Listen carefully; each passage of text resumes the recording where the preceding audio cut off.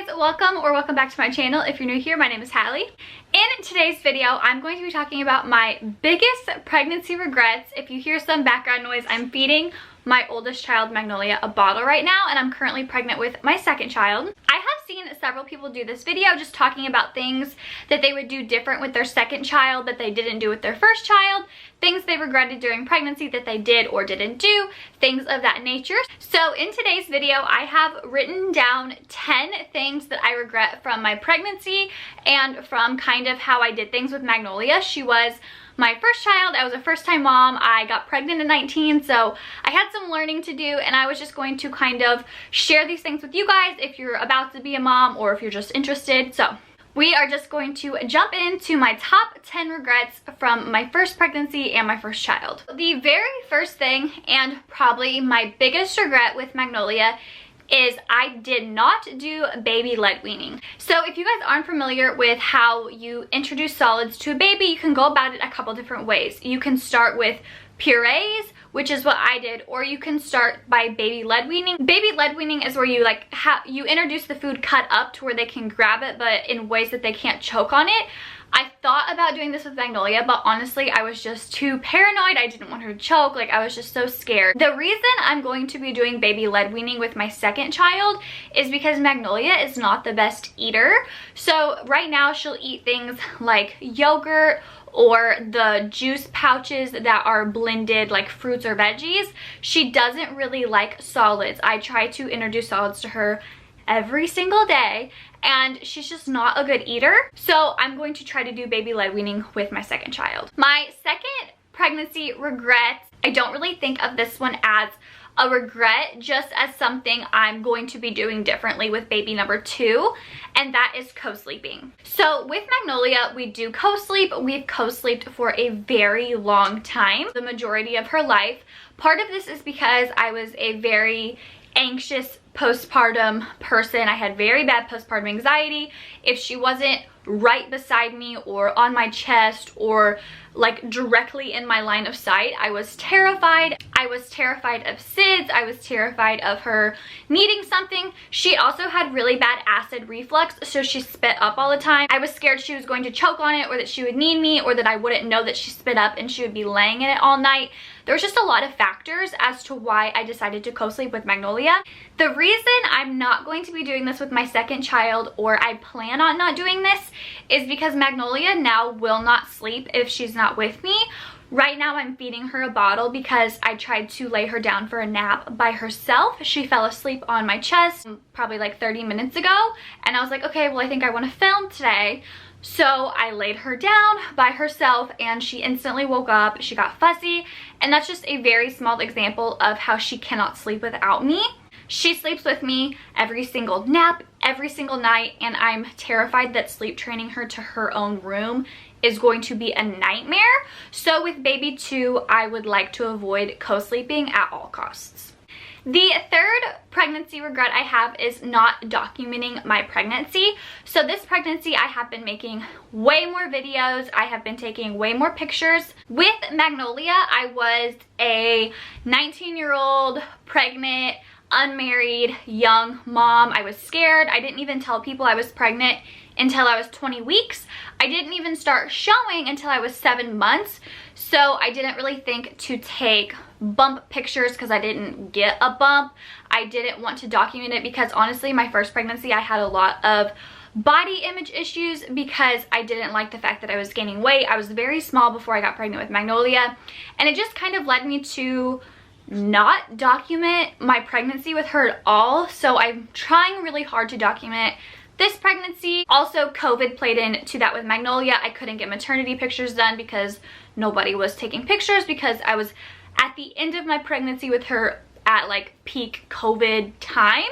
So that kind of played into it as well. But I'm just here to say, if this is your first baby, your second, your 8th, document it, because I regret not documenting my pregnancy with Magnolia. My fourth regret kind of plays into the last one, and that is to take more videos and more pictures during labor and delivery.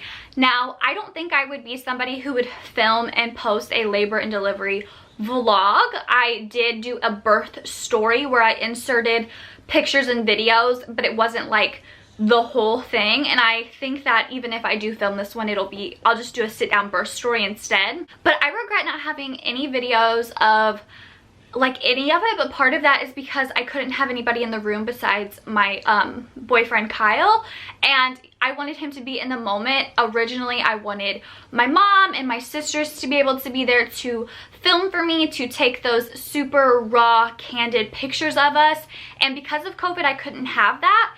And I guess that is a regret, but it's also just something that COVID took away from me, if you want to word it that way. So for this baby, I want to film my labor and delivery. I want to have pictures of it. I want those raw, candid moments on film and on pictures, and because this is going to be my last baby, like I do not want to be pregnant ever again, and I really just want to have those pictures. Number 5 is that my boyfriend gets to come to appointments. So with Magnolia, he couldn't come to the majority of the appointments because it was COVID.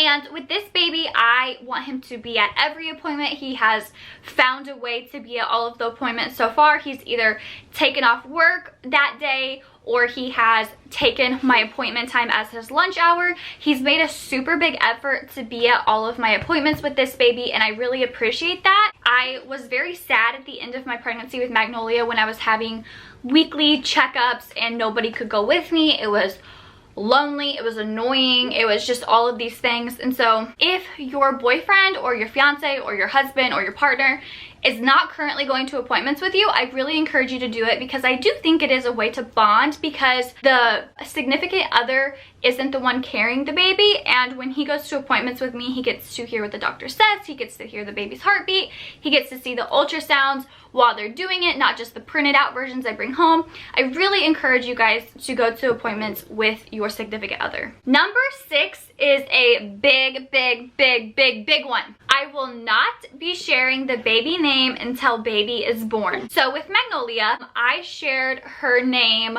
like a week after we found out she was a girl, because we had her name picked out.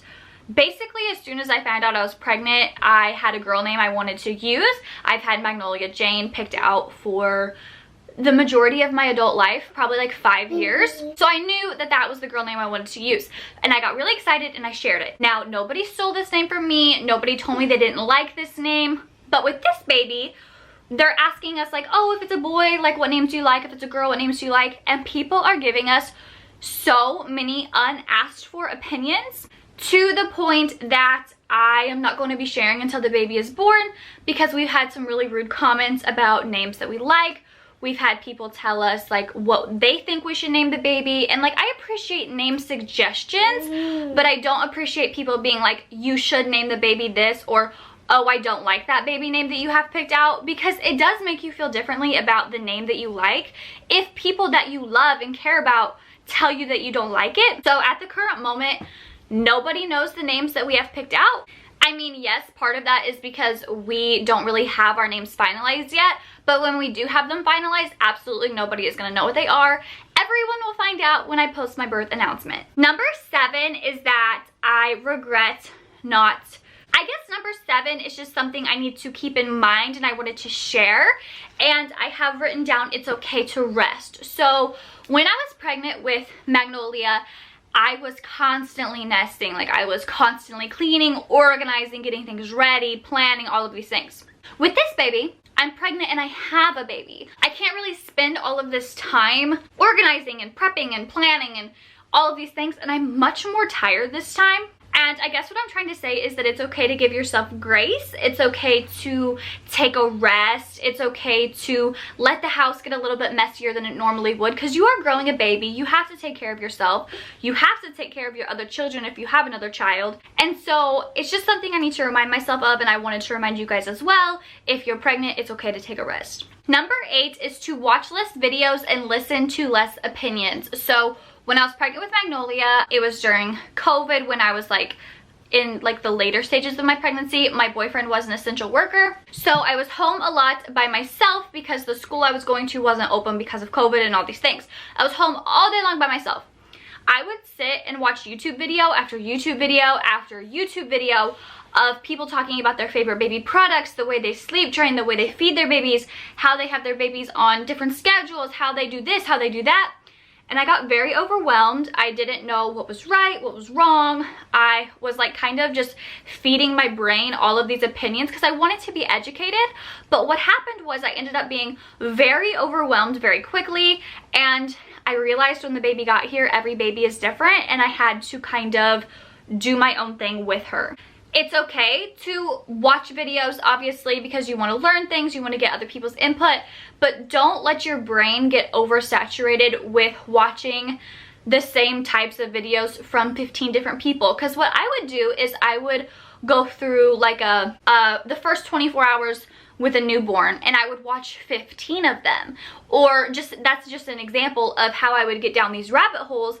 And instead of just watching one or two, which is completely fine, I would spend an entire day watching all of these videos titled the same thing, overwhelming myself. Number 9 is probably going to come off a little rude to people that I know, and this is seeing people. When I had Magnolia, it was a little bit different than when you normally have a baby because it was during COVID. So at the hospital, we couldn't have any visitors. My one visitor was my support person, and he was the one person I picked, and it had to be the same the whole time we were there. So obviously, when we get out of the hospital, everybody's asking, when can we come see you? Are you going to come see us? Like all of these different things. I was like 2 days postpartum, and there was people coming to our town to see us. And when I was like 5 or 6 days postpartum, we drove 2.5 hours to go see my family, my extended family, all of these things. I wanted them to see Magnolia. Like, if you guys are watching this, I don't want this to sound rude at all, but from somebody who was a very anxious postpartum person, it was too much for me. Seeing all those people in the first week she was alive was too much. And with this second baby, I am going to be a little bit more strict about when we see people, how far we stretch ourselves, that type of thing. And part of this is because the couple of times we saw people in the first week she was alive, I was dehydrated because if you guys didn't know, when you have a baby, sometimes it can be really hard to hold your pee. And I didn't want to pee my pants in front of these family members. So there was several days where I did not drink anything because I was terrified I was going to pee my pants, and I became dehydrated, and it made me feel worse in my postpartum state. So I guess what I'm saying is, if you guys don't want to see people after you have a baby, just tell them. I'm going to be a lot more honest this time with people. If I don't want to see them, I'm just not going to come, and I need like a week or two to recover from having a baby. And the very last thing I have is postpartum. I did not take postpartum anxiety seriously. I probably should have been on medicine for it, or a new diet or something. I had very bad postpartum anxiety, and this is something that I will definitely take more seriously with my second child if I have that. I encourage every pregnant woman to look up postpartum anxiety, postpartum rage, postpartum depression, baby blues. Educate yourself about all of these things, because I was not educated. I did not even realize I had postpartum anxiety until my postpartum anxiety like left. I like didn't know that what I was feeling wasn't normal. So definitely take the postpartum mental health stuff seriously after you have a baby, because it was affecting every aspect of my life. Alright guys, those are my 10 pregnancy and first child regrets, things that I want to do differently with this pregnancy, or just kind of advice I have if this is your first child. I hope this video was entertaining or helpful or insightful, or that you just enjoyed watching. So if you guys liked it, please give me a thumbs up. I would appreciate it so much. Don't forget, if you're new here, to hit the subscribe button down below. I would love to have you, and I'll see you guys in my next video. Bye!